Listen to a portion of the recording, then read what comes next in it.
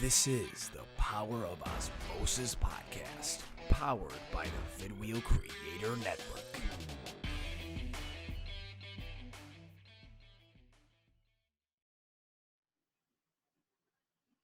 And we are now recording. This is the Power of OZmosis podcast, powered by Vidwheel Creator Network. I am extremely excited to, on my second ever virtual podcast, to feature the man, the myth, the legend, Mr. Brian Jacobs.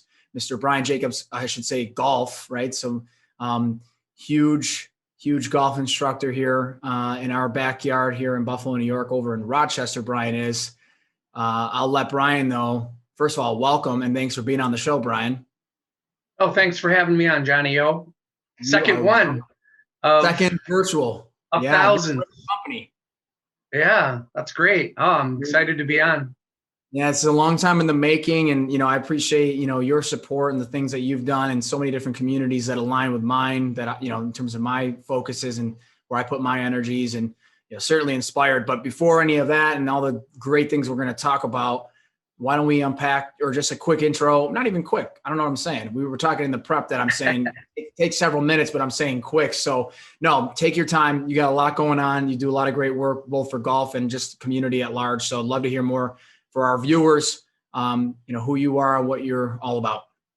Sure. And I think usually at my age, the intros become quick because you can't remember everything that you've done, but there was some humor. I love it.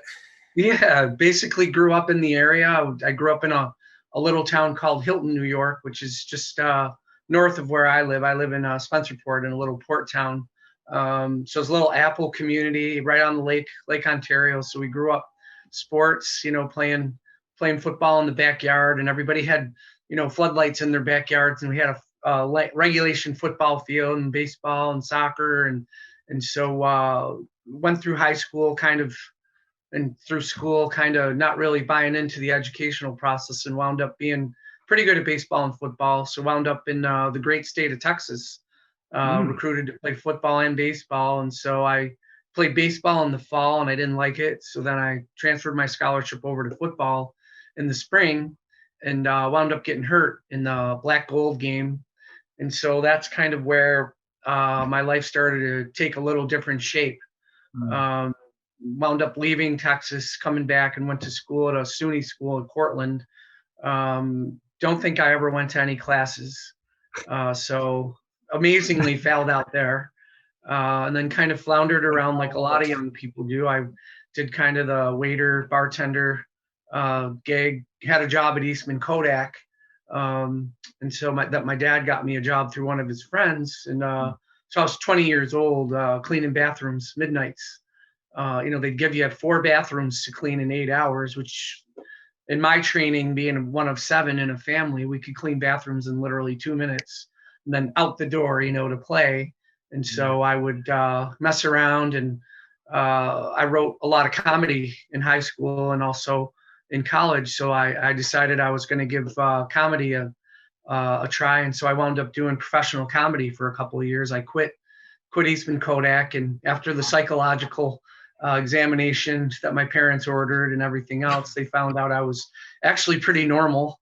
I didn't like what I was doing. And so as I got, signed for cruise ships and some other things, I just kind of sat down one day and said, well, I gotta do something different. I can't keep all this traveling. And I guess fame is, I don't know if it's fame or not, but it's very fleeting. It's very empty.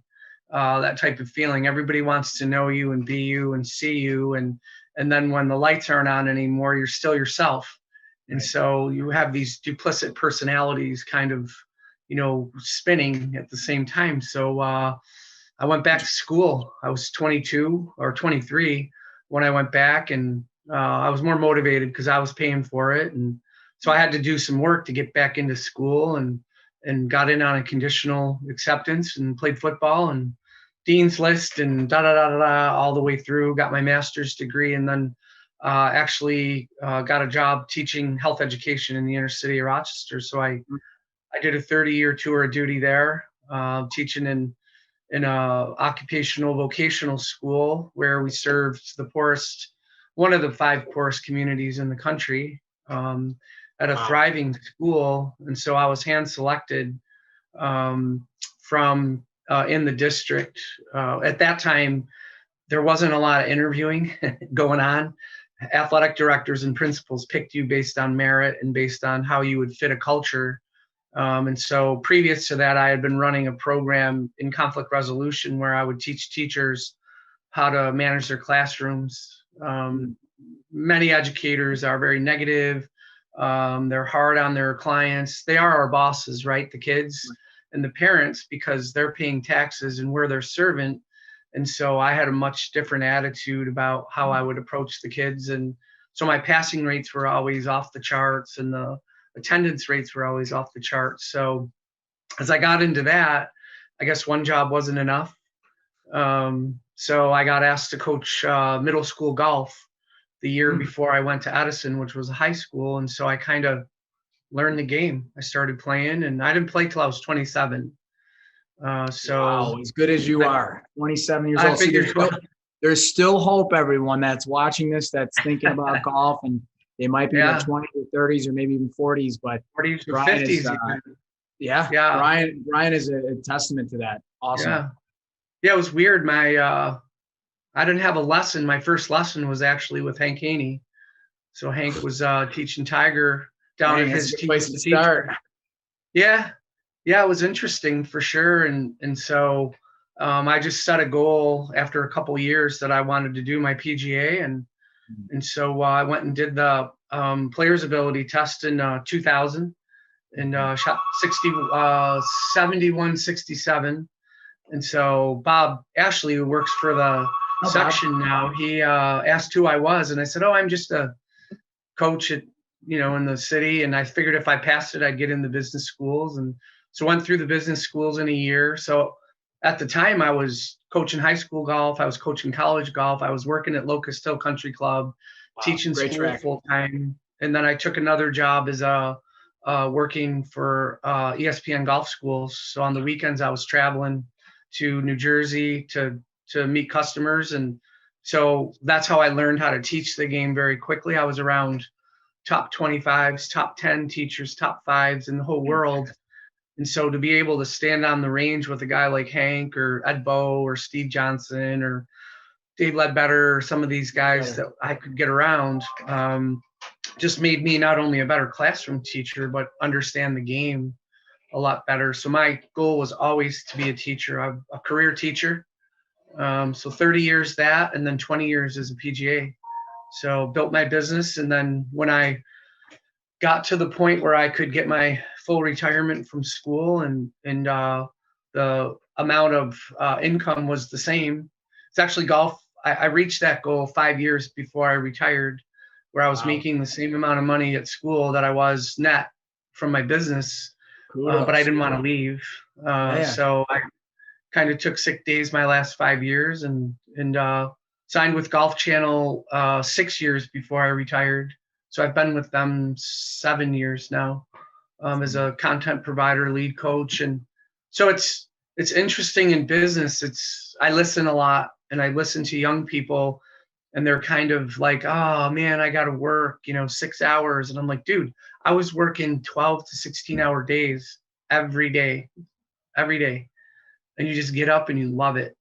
And if you don't love it, and that's a function of obsession, discipline, passion, and obsession. 3 things that are closely interrelated, but also certainly big parts of my life. So when I'm listening to you on this, I'm getting all sorts of juicy hearing that. And you're right. I mean, you're up at 5 and you're going to bed at 10 or whatever, sometimes later, maybe a little earlier, but it's a full day thing, all day, every day. I was a 4 a.m.er, gym at 4:30, shower by 6, to school by 6:30, collecting phones at 6:35, first class at 7:10, teach from 7:10 to 2:10, fly out the door and do lessons from 3 to 7, rinse and repeat, and then Saturdays, I would say, I'm only going to work a half a day. And so I'd work, 8 to 12, and then I would go play, with the members or play with my students and then Sundays I'd say, that's my day. And invariably I'd just say, well, someone needs to be served. And so as you build your business, you serve, you say yes all the time. And then as you get smarter, you start saying no. And you start saying, I'm going to protect this integrity and I'm going to do this and I'm not going to budge on certain things. And so I always leave a little wiggle room in my schedule.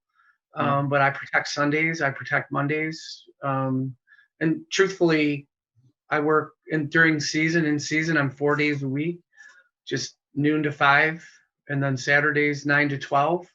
And it gives me opportunity to play, to practice, to deepen relationships with my students. And my income level is actually increased every single year. That's awesome. A little bit of a scarcity model, right? Like if people don't think you're available, they want you more. It's the thing. I mean, it works like that in a lot of realms, some that I'll defer on unpacking, but, and actually just jumping back quickly, here's how Osmosis listeners, here's how Brian's a total pro. Virtual podcast, phones ringing, doesn't miss a beat, doesn't miss a step, or I should say doesn't skip a beat, doesn't miss a step. And so, I mean, and then so much that you talked about, whether they're companies, organizations, or just life lessons, there's a lot to unpack. So, you know, the one thing I can't help myself here, kind of steering the conversation a little bit, again, so much to talk about, we could be on here for hours. I keep looking at wrong side. I keep looking at my shirt here, and the PGA, and it keeps reminding me that you just actually were hot off the press with PGA Magazine. So maybe some quick insights on what you were doing with PGA Magazine, which is pretty neat. Yeah, the platform, I've actually been covered 3 times in the past year. And so it's kind of a career highlight for me. Like most professionals don't ever get in there ever. You know, I've been covered for virtual teaching. I've been covered for programs that I run because I'm willing to adapt and succeed and do different things to help myself be successful. And they just keep coming back to like, well, what ideas do you have this year? So I see myself as a visionary, which I am. And then I also see myself as a rare quality, which is someone that follows through. So lots of people have vision and they see the end game, but they don't know how to get there. And so I've been very fortunate. I had plotters for parents who weren't dreamers.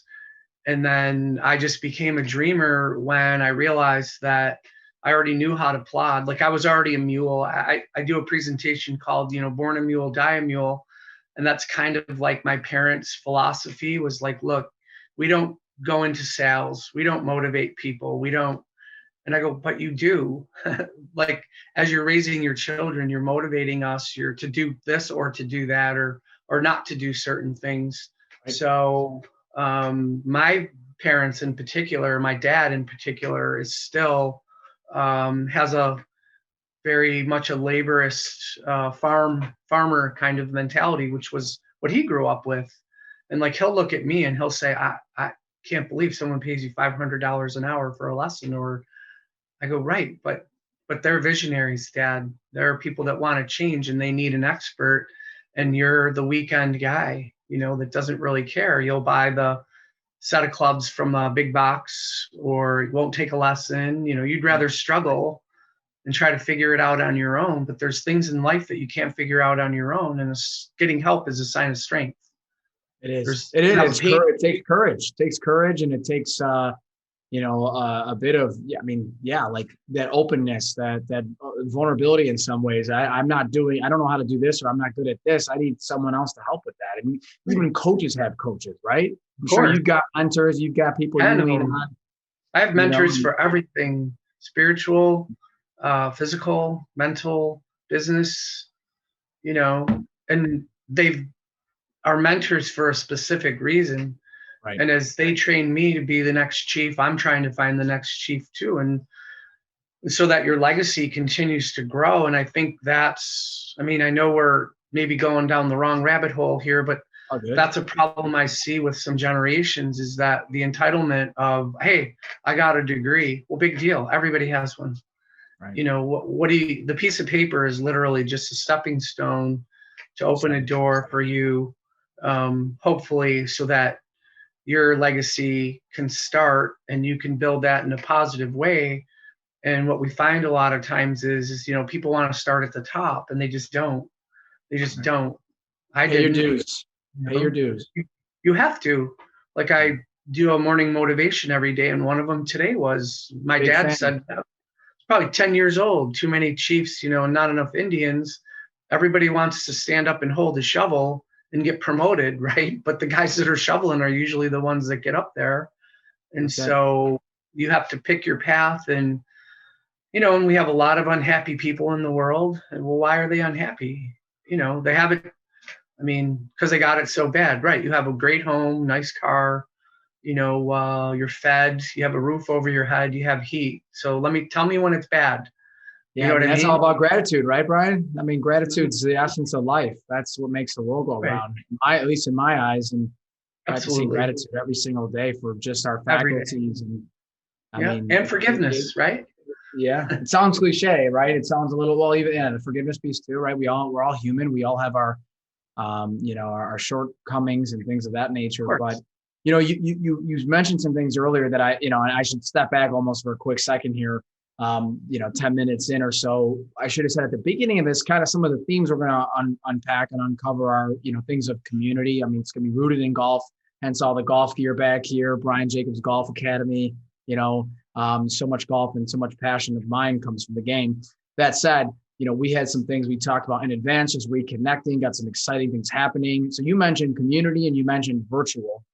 So why don't we hit that quickly? So it's a flavor of Bad Golf Business School, which a lot of the watchers, followers, listeners here will be well aware of, and some that may not. So we'll do a quick refresh on that, which then brings in the virtual programming that you're doing with Iconic Golf, one of your big partners. So maybe what I'll do is I'll step back for a second and just say, hey, Bad Golf Business School, here's who we are. That's kind of how we first connected, Brian, over a year ago now. Feels like yesterday. Oh my gosh. So just, on that topic, right? So the virtual and the community piece, Bad Golf Business School was founded going on 2 years ago now, with a good friend of mine, Clark Dever. And I think I've given you this, but just for everyone watching, Clark Dever of, at the time, Techstars Buffalo, here in Buffalo, New York. And so he tapped me and he tapped this other gentleman, Johnny Capel, who runs a 3D manufacturing company here in Buffalo called Inisec. Shout out to my brother there, Johnny Capel. And so we basically took the reins, John Capel and I, so two Johns, Bad Golf Business School. And our theme is to put golf in front of people that may not have previously seen it, or to those who have, maybe they don't have the same skill sets as other more advanced golfers, but let's break down the barriers and some of the nerves that come along with playing in different tournaments. Let's educate our bad golfers, we call them. And that doesn't mean everyone's bad. It's just a catchy name. Right. Because bad could be good too. Right. Yeah. And yeah, exactly. Again, through folks like yourself, Brian, you can set your eyes on of however many decades now of golf instruction, and you can see right away a couple swings this guy, he's gripping it to guy or gal, he's gripping it too tight, he's over the top, this, that, and the other thing. And then you start to apply that coaching. So to bookend the Bad Golf thing, it's been on pause, and actually even more so. We again have partnered with the Western New York PGA here, our PGA section, where PGA professionals have come out pro bono. So thankful for support from Steve Barkowski and others. You mentioned Bob Ashley.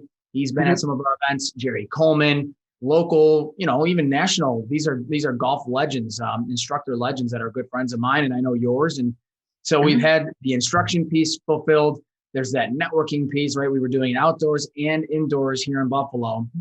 And so much so that just before COVID last year, Brian, I know you remember this, we were upwards almost of 100 people there, 100 people at these things. And it was incredible. And we kept it really loose. Yeah, we weren't taking any payments. We don't want to do that yet. We want to just keep doing proof of concept, build momentum, get the awareness out. And then obviously COVID happened and we haven't done anything since. But that's why we're here now too. You and I talking outside of this podcast and here on it right now. So high level Bad Golf Business School. You can find it on different social medias, and we'll put some links out there. But that said, how are you doing your thing with your coaching virtually, and how is Iconic Golf a part of it? How can maybe we marry the two together, Bad Golf and Iconic? Sure. A lot of words. Well, congratulations, first of all, on seeing a need for that, because we do need professionals to get out of the office. We have a lot of people working and working way too much, where they can get so much more done in less time if we give ourselves some mental break, some enjoyment. You being at work an extra hour could actually deter you from being successful, rather than going out and enjoying yourself and maybe giving yourself a little bit of a mental and physical break. And so we use the game virtually. I have an academy that I had started growing actually, and it was before COVID. COVID just maybe accelerated it a little bit. And so I had been looking for a partner for a couple of years to, because I try to watch the trends just to see where people are going. And as everybody got in front of their phones, and we're on their phones for 200 hours a week, I started to see like, hey, maybe there's an engagement piece that I can use, that I can capture their eye and somehow bring them in to my culture, in my academy, and maybe not so much in a physical way, but in a emotional way and in a mental way. And so I found a partner with Iconic Golf. And so we have a platform where we have learning modules. We can actually assess somebody with a digital assessment that they do. We get the information and assess and build a program for them. And then we group them according to that program. We disseminate learning modules where we teach and train, and then we reassess at different benchmark points. So there is a pedagogy, which I love as a teacher. There's a way that people can progress. And then once they've acquired a skill, so in learning and education, learning is learning, but skill acquisition is far deeper than learning. So many teachers focus on fault and fix. I teach on skill and train to skill acquisition, or otherwise we don't ever achieve, success. That's why so many people give up the game. They start playing at the forward tees or the back tees, and they can't hit a driver. Well, why would we do that? Why wouldn't we move them to 25 yards from the green, leave the par the same, and then when they can shoot even par or under, we move them back 25 yards so that they're succeeding. And I have multiple success stories of doing that. So I have about a little over 50 students right now that are virtual students. They're all over the country. And that's how I teach them. They do learning modules on Mondays. So it's kind of like Module Monday. It's kind of my day off, but it's not. And then we have an app where we can organize the plan, the diagnosis pieces and the achievement pieces, and we can train within that. And then the onus goes back to the student. And we can do it for significantly less than someone coming to me for a private lesson. So someone came to me for a private 1 hour lesson, it's $200 an hour. Sure. Normally, if they were to do a 12-month program virtual, it would be about $500 for a year. And they would get a module every single week. They'd have unlimited chat, lesson archiving, all these different things. And people are very scared. They're like, oh, what if I don't practice? Well, you will, because you have skin in the game. Yeah, people who pay attention, right? So whether it's that one-on-one that someone really wants, they have the budget for it, they're paying premium dollar, they're locked in, they're taking notes, they're going to go rep that out at home. Well, I do the notes. Yeah. Well, even better, right? They take mental notes, but of course, as a good instructor, you've got it yourself. And that's that follow through. Yeah, follow up. Yeah, I found many instructors and colleagues, they don't follow anything. They don't follow up with the student at all. It's just they come in, they do their thing, and they go. Well, that's not a relationship to me. So I teach a very small culture and manage that culture. And it's hard to get in and it's hard to get out. And once you're out, it's hard to get in again. They're always family, but you have like extended family and then you have your close family with my culture. So when I do presentations, I always tell young teachers and old teachers that I choose the student more than they choose me. I just do an assessment to see if they fit my culture. I don't care about the money. I want them to be committed and loyal and speak well and give others credit and give abundantly and all these different things. These are the personality traits that I look for. Are they punctual? Are they, it's not about the money. Some high roller comes in and says, well, I'll give you 10 grand. I'll say, I don't need it. Are you going to commit? You don't want to have to deal with them. It's like what I did with OZmosis, just to parallel quickly, right? It's like I had a chance to create from a blank canvas. What is it that I would love to do every single day with my one-person consulting firm? Right. And it's the same thing. I've said that's almost the exact thing, Brian. It's crazy. And we didn't even talk about it in advance. someone could come say, hey, John, here's 50 grand for the year, but it's like the company or what they're doing, their product, I don't jive with, I don't vibe with it. It doesn't resonate. Then I refuse, because I don't want to be put in that place to just have to kind of front. You want to be impassioned. You want to be impassioned all in, because that stuff that oozes, and that's magnetizing. Yeah. Yeah. And I can share even in public education, where I would never go to the faculty lounge, because the impression of an educator, of anybody that I had in my class, was going to be vastly different than what I had of the student. And it's all based on, how do I talk to them? How do I bring them into my culture? Now that's a force, that's oppressed learning. That's not voluntary learning. They're there because they have to be, for whatever reason. These people are voluntary learners, and they're paying you top dollar. So my job is to serve them. My job is to be punctual and forthright and honest and truthful with them too. If they suck, they suck. I'm going to tell them. But there's a silver lining, right? There's skills that you can learn. Well, what if I'm not an athlete? It's okay. I can still teach you how to play the game of golf and enjoy it. You may not shoot even par ever in your life, but if I can get you to shoot 10 or 15 or 20 shots lower, and it's very interesting. Like, even when I was teaching for ESPN, the teachers would all seem to gravitate towards the great players. And I always went for the other ones, because they had the longest to go and the most to give. Right? Awesome. I was the best guy at lunch. They loved me at lunch, because I was changing everything, so you have to be able to assess and look at things and say, and that's why I think the bad golf stuff is really intriguing, because I think most of the business people in our area are closet golfers. They love it, but they're terrified, because they are high charge businessmen and women that are super successful, and they don't want to look foolish. Right. So, but to your point, with a good, just a human or a leader, whatever, someone who has the courage enough to say, I need to have someone else look at this, or I need to go enroll in a program. That's where it comes in, the self-development piece and just skill development. So I'm glad you tied that back in. I think the virtual piece too, not to cut you off, is just, it's very discreet too, right? So we can do tons of drills in front of a mirror at your house that nobody's ever going to know that you're doing. And then you walk out on the first tee and you pipe one, and everybody's like, whoa, what happened? Huh? You don't have to lie, or you can tell the truth if you want. You can say, I took lessons, or you can say, I got lucky, close my eyes, whatever. But if they put the work in, they're going to succeed.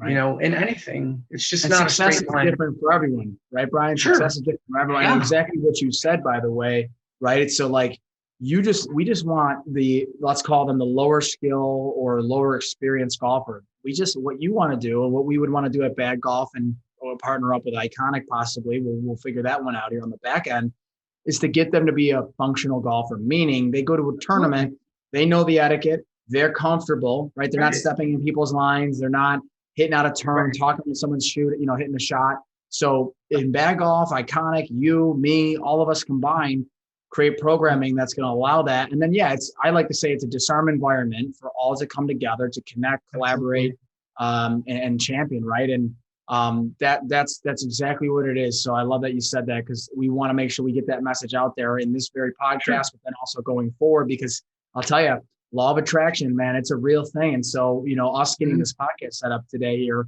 just after the weekend, I'm looking at different social and my phone, whatever, messages, and people are starting to they sincerely are buzzing on this Bad Golf thing. Just check your LinkedIn later today after we're done here. Well, we're hungry for it. I mean, we're hungry because, people, like I talked to PGA Magazine, they said, why do you think you're successful? And I go, I don't know if I am, but if that's your measuring stick of success, I said, a lot of people aren't traveling.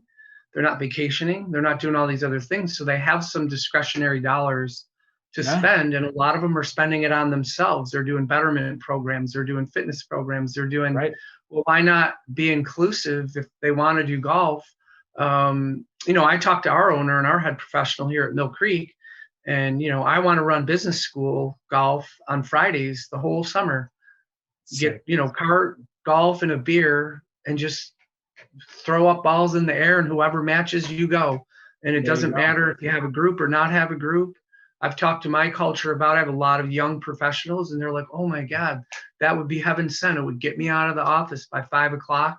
And I have a reason to get out instead of working till 10 o'clock at night on a Friday.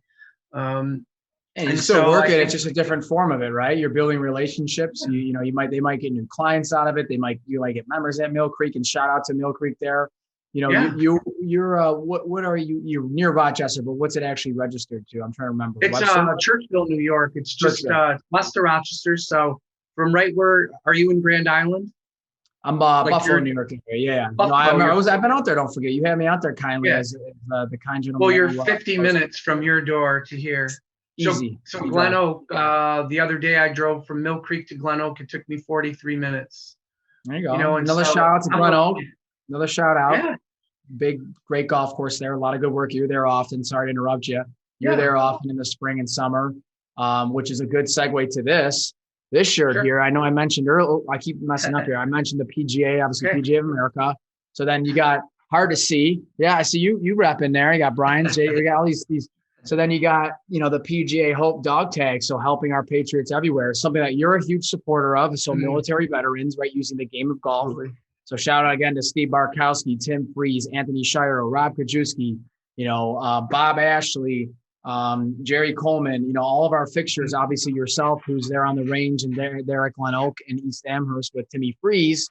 I'd be remiss not to say Timmy Freeze's name as the owner of Glen Oak. So, and we were all, you, me, Timmy, and crew were all together this weekend, socially distanced, of course, masked up, but we were doing some golf simulator stuff for a local not-for-profit, Nikki Martone. Again, all these names, part of OZmosis, and it's cool how much we share our networks and our goals, our passions. But Nick Martone, PGA HOPE National Ambassador, Team Fast founder, and Team Fast is focusing on always strengthening our troops, which I just joined the board of. So thanks again, Nick. And congratulations. And again, it goes back to like what you said though, Brian, and we were talking about it over the weekend at the Team Fast event with the golf sims, right? It's all about giving back to our military heroes and heroines, especially. We wouldn't be sitting here today without their service and sacrifice. So just wanted to highlight this. And by the way, this is a Verde golf shirt, so we'll keep the shout outs rolling. Verde Golf's a golf apparel company here in Buffalo. They do great work, and they created these. And then guess what? They created these shirts and donated them for free, complete free. Amazing. All in. And so we're selling these again. Sorry to commandeer the conversation here, but we're selling these at local golf shops in West New York. Brian, we got to get you some. We'll get some out of Mill Creek. We'll get some out maybe in some other Rochester clubs. And all proceeds will go back to PGA REACH, the last shout out. And that's the foundation that governs over PGA HOPE for military. And you've got the junior tour, and you've got 4, which are then youth and diverse groups. So end rants from me. Just wanted to throw some shout outs to some of our mutual friends, because there's some really cool things happening in the community. Oh my gosh. It's great stuff. And I mean, again, I was very fortunate to have charitable parents, who said, like, look, you're fortunate, you eat, you drink, you have a roof. So people don't. So give time, give money, give whatever you can. Whatever listening ear, right? A listening ear as a coach, better than most, right? Support us as a soundboard, right? Someone that you might turn into, I'm sure it's true. I don't know myself, but or I don't know directly from you, but you probably are a therapist in some ways, right? A makeshift therapist, of course, as a golf coach, right? What you look a little tense today there, Steve, what's, or whoever, what's going on? And hey, problems at the house. And then there you are soundboarding with that person as you help them with their golf game. So again, major kudos. Yeah. Well, it's so much more. I mean, when you are approaching someone, you're always asking, well, how's your girlfriend? How's your husband? How's your wife? How's your partner? How's school going? How are the teachers? Why don't you drop out? You'd probably do better, kind of a thing. Tell a joke and say, well, you just got to kind of play the game and break the code and navigate the system, and you'll be all right. And then you share back and forth, between the two of you. And so, we've had marriage conflicts and alcoholism and drug addictions and all sorts of issues come to the tee box. And there's days where you just maybe go around in the cart and you just talk and just say, look, here's the lesson. You get your lesson back, because we didn't do anything golf related, but let's just talk about why you're breaking clubs on the golf course. Well, I was mad. Well, there's a reason why. What's the You know, real? well, I was just angry. Well, there's still a deeper reason why, and it's from your childhood. It's how you were raised to react. And I said, you know, you're 35 or 38 years old, and you're the COO of a company, and you're with 3 customers, and you start F-bombing and break a club. What is that saying about your business and about, you know, how you feel about your customer? Well, they can differentiate between that. I go, they don't. You have to be perfecto when you're out there. They're looking at you as a model so that you are representing the character of your company. Always. Look, you got the logo on your shirt, right? So when I give a shirt out or anything to people, I hand it to them in a plastic bag and I say, okay, I got some rules. No cussing, no robbing banks, don't kill anybody when you're wearing this shirt. I don't care what you do when you're not wearing it. But if you're wearing the shirt, I don't want to hear about any bad stuff while you wear the shirt. And I'm entrusting this shirt to you because you're a model for me. You represent my business and my character. And I thought enough of you to spend $100 to give you a shirt. Right. They take it very seriously. And I hang on to the shirt, you know, and say, oh, we got it. You know, there's usually never a question. Right. But as you start to look at your charitable stuff that you do, I mean, it's a privilege to do that stuff with the veterans. And I mean, last year, and we want to get you involved this year's, we did that Veterans Classic where, you know, the 11 beta group this year came up and, you know, they camped out at my yard and we had cookouts and bonfires every night and played golf. And I mean, those 11 people will always be special to me and my family. My wife is like, I was talking about getting hotel rooms for them this year, and my wife's like, "No way, no way! They got to come to the house, you know." And we cooked ribs, and she met the guys. And this year, I'm in. You heard it here first. I'm in this year. We're doing it. I was in transition with some things personally, you know, or not personally, but also professionally. This year, man, the foot is on the gas, and there's no lifting it off. Yeah. We set up the last part of 2020 into this year is, you know, things like this, all the things we're talking about. I'm all in on that. So you heard it here first. I'd love to be there as long as the invite's still open. Oh yeah. Yeah. And we're going to get a sponsor to do a pig roast. We need a bathroom with showers, which I've got all the pricing out. And then I want to turn my barn. I have about a 1,000 square foot or a little over 1,000 square foot Morton pole barn. I want to turn that into a barracks this year so that people, they don't have to bring their pup tents, you know, or sleep in their trucks if they don't have one. So we get some PGA HOPE embroidered, or not embroidered, but PGA HOPE branded, right? You know, and we could. Or something of the like, right? Something that's, again, that's congruent with what we're doing, the work we're doing with military vets through the game of golf. And just, again, it's not just golf, it's golf and it's personal. It's how are things going at the house? You know, how are you doing? And a lot of times, you mentioned it earlier, Brian, you said it so well, you know, it is a privilege. And so when vets are saying to me, thanks, John, and thanks, Brian, what is our response? No, it's thank you. Thank you for what you've done for our country. And thanks for having, you know, affording me the opportunity to work with you guys and gals and to see the special, you know, the specialness of these PGA HOPE sessions where we're again, PGA pros like yourself, they're coming out, they're volunteering their time, you know, like you are the biggest legend of them all. You're driving 50, 60 minutes one way and then 50, 60 minutes back. And then that's why, just like on Saturday, you know, you walk in, the whole place stops. You can send me $10 on Venmo later for pumping your tires. Like the Pope walking in, right? But I mean, you know, they're clapping, Brian's here. It's congruent with how much you give, your energy, you know, and again, as we say, serving those who served. So that's what it's all about. And so, there's one thing too. Oh, go ahead. Yeah, you go. I get more out of that. Like, I think it's interesting for them to see my human side. So none of those guys have ever seen me in a t-shirt and shorts going out in my barn and stretching pre-round last year, you know, and they're like, you really do that? Yep. 90 minutes before my round. And here, I'll take you through what I do. And, you know, and so they're all in there in their shorts and t-shirts and, you know, and we're all stretching out and doing things that I do to get loose, you know, in pre-round, so that I can play decent. They only see the golf professional side. And it's interesting when you just blow into town and blow out, they see your highlight reel, right? When they're with you for 4 or 5 days, they get to see like the real you, how you live, where you live, and your neighbors and what, like my neighbors came over to drink beer if I'm allowed to say that, with course. the guys. And the guys were just saying, like, your neighbors love you and your wife. They just think you're the greatest. And I go, oh, that's good. And they've been our neighbors for 30 years. That's why we don't leave, because we got great neighbors. Yeah. So. Well, and I love that. I love that, Brian. I seriously, man, I almost forgot about, again, I heard from the guys from our regulars in the program, and they were stoked as heck, and just kind of jumping around a little bit. I'm, here I am drinking my soda water. It's not coffee. I don't do coffee this late in the day, but my soda water, obviously Encore Golf, a quick shout out to them. I know we have our own unique relationships with them, and as an ambassador on my side, feature athlete. And then, obviously I know Mill Creek has done some work with Encore. So shout out to Steve Colton and crew there. They're doing some cool things, and they're awesome. They are. And then, I got some, as we kind of come up on our time here, you mentioned Golf Channel earlier. Love to hear more about some of the Golf Channel work. Club Champion can't go our podcast without bringing them in as well. And then, of course, too, Callaway. Your major sponsor there, and you're all decked out. You're a staff member, staff pro for them. So just a few more names to kind of touch on as we conclude our time here today and get excited about what's coming in front of us here with spring just around the corner. Right.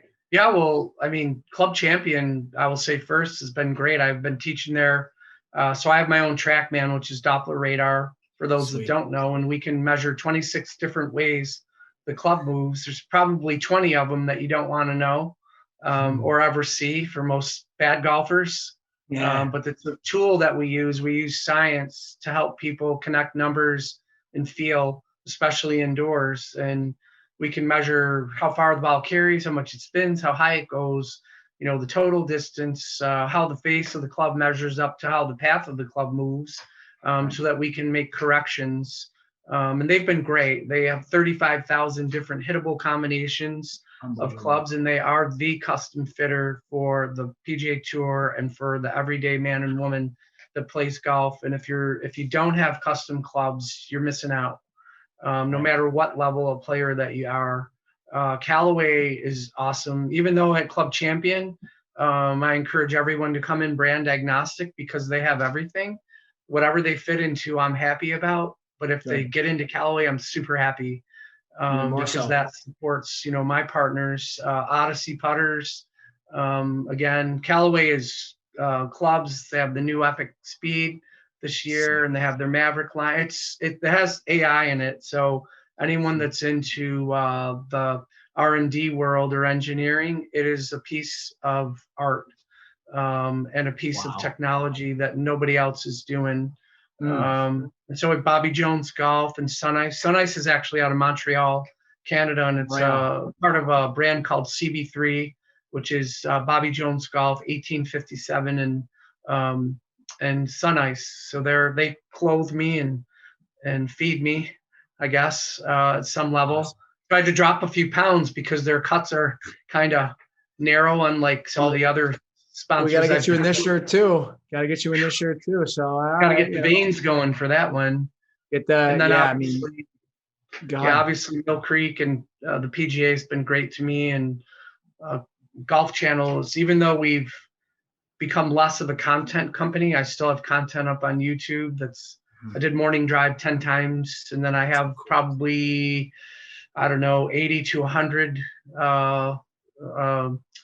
lead coaching sessions in the bank there that they put out probably twice a month. So NBC's pretty cool. They kill it. NBC Sports Gold, and watching the exclusive content. I'm a subscriber, and being able to see the guys and gals playing before the mainstream coverage is awesome. To see those early rounds where it's just they're just following one or two marquee groups. You're right, and just to tie this all together, folks who have been watchers or newer or regulars of this show, my show here, Power of OZmosis, that's what this is all about. At the beginning, I know I didn't touch on it, then near a few minutes in, I said, hey, this is all about community. It's all about, obviously golf is the foundation that we're building this on. And there's so many life lessons, even throwing the first tee out there. I've done so much work with them, and I'm sure, Brian, you have, again, you're teaching life lessons through golf. You're teaching patience, you're teaching discipline. That's why you get a kid to go through first tee. they don't become that 35-year-old smashing clubs because they have been ingrained as a young person in their formative years that you don't do that on the golf course. There's no place for that in golf, and it's not going to help your game any, right? It's like that in life with anything. You get some bad news, it's how you react. That's all you can control. It's a Sean McDermott shout out to our Buffalo Bills. We'll be behind next year. But the point I'm getting at with all this is, as Osmosis says, I'm looking at the screen here, connect, collaborate, champion. And so right now, obviously you and I have connected now for some time, Brian, and grateful for your friendship. And then collaborating. This is collaborating in real time, although we'll release this here probably a few days after this once it's edited up a little bit. But we'll collaborate, bringing in Bad Golf, Iconic, Mill Creek, PGA West New York, Western PGA, and so many others mentioned here. And then the last thing, of course, is to champion. So we're certainly championing like Club Champion and Callaway and Encore and Verde Golf and Team Fast, Mill Creek, PGA Magazine. The list goes on and on and on. You and I are, that's where we're cut from the same cloth, and probably the most congruent way is, championing for great people, great brands, great organizations that are doing great things. So that was the whole flavor and theme of this, all underscored by golf. So this has been a energizing chat for the least. And this is probably one of, I'm sure, some more to come here as we wear into 2021. Well, I hope so. I think the same way as you do it. So we do need to champion people. A lot of poops going on now at this time, and people are kind of, I don't know how to put it, swallowing their sacks in a lot of ways. And we shouldn't. We should be responding instead of reacting with a plan, first of all. And then the next thing is we need to show our resilience as a people and say, like, look, we're tough. We need to dig in, roll the sleeves up and get going, and whatever it takes, that's what we're going to do. And if you built your company in a loyalist way, and you've built your company based on integrity and character, there won't be a problem. If you build yourself on superficial things, or if you build yourself on inequity or inappropriateness, then you're probably going to get ratted out at some level at some point. Right. So I appreciate the opportunity to be able to be on and hear how you as a young man are giving back and shaping other people. That's important. And so you're training the next chief. Which is great. Appreciate it. I'm still in the chief in the making, hopefully, right? With faith, with perseverance, with courage, passion, everything, with will and drive. That's what the goal is to, embody that. And you hit the nail on the head so many times. It made me think back to the great Kobe Bryant. He said it so eloquently, where it's, how can you take your passion and then instill that into others to follow their passion? And he said, it's almost an exact quote, that's the truest form of success. And so something that you're doing with all your many dealings in the community, different organizations, the children's lives that you've impacted, students, that is, right, the golf coaching clients, it all is congruent with what I'm all about. And again, that serving community, serving humans, serving brands that are doing great things, and all with golf in mind is just, it's a match made in heaven for me. It's like, it's not. This is part of my job. It's not a job. It's a calling, my purpose. And every single day I did it. Yeah. It's like you find that purpose, and that's what's going to help you, as I like to say, keep going, and so, because it's not a chore to keep going. You get up and you, like I used to say to the kids, and I say this to my golf students, I think my passion and my purpose are being served. But at the end of my journey on this earth, when I move on to what I believe is heaven, I would like them, when they see my obituary, to pause and say, that was a good guy. That's all I want. That's it. And if they go one step further and come to the memorial, that's even better, right? I won't know. It's like Les Brown says, what are the three words, the great Les Brown, motivator, inspirational speaker. What are the three words that you want to have uttered about you at your funeral? And that's how people need to live their lives, right? It's not the material that we amass. Again, a lot of this sounds cliche, but once you really immerse yourself, like you've been doing for many decades now, and I'm, maybe a couple of years into, was once you start to immerse yourself in that and you align, you mentioned two of the three that I like to talk about: passion, skill, and purpose, PSP. I mean, you're nothing's going to stop you. Nothing's going to stop you until you self-actualize. You find a way to succeed. That's it. And you find a way. You find a way to hit the target. Yeah, there you go. That's a great way to end on that note, because it's a golf reference, but it's also a life reference, right? We have these targets we aim for, and it's how we get there to strike those targets, to hit those targets. So again, tying everything together, we got a lot of good energy here, a lot of good golf discussion, community discussion, and how we've, again, connected and collaborated and championed. Stay tuned, everyone. We'll be putting some updates out there in the coming, weeks on what we're going to be doing with bag golf to resurrect, reinvigorate, refresh. And a lot of it will be thanks to gentlemen like here I've got on the show, Brian Jacobs Golf, out of Rochester, New York. So looking forward to staying in touch, Brian, and seeing you again. I know we talked about Club Champion. There's an event on a Friday coming up. Is that this Friday, the following? February 12th at 6 o'clock, open to veterans. And we will actually offer something for bad golf. Okay. If you wish, at our Club Champion. They're going to open up one in Buffalo, in Williamsville. It's supposed to be this month, so I can collaborate with the owner and talk to them, and we can keep it close for you, so nobody has to drive 45 minutes. Oh, hey, but you know what, like you said too, some of the events that you discussed at Mill Creek, Mill Creek, can't say enough good things about that venue. I mean, what a fantastic facility, what a beautiful golf course, and things again that that the owners there, the managers allow you to do as the staff pro or the instructor, whatever it is there that they allow you to do with your community work. So yeah, so February 12th, Club Champion for veterans, potentially bag golf. And that's just like an event. It sounds like with some food and drink and food and drink fitted, and if check anybody out 35 golf. If anyone from Bad Golf wants to come, they just have to email you, and then you let me know. We can accommodate up to 30. We'll probably get 12 vets. Okay. So we had a event last week. It was rocking.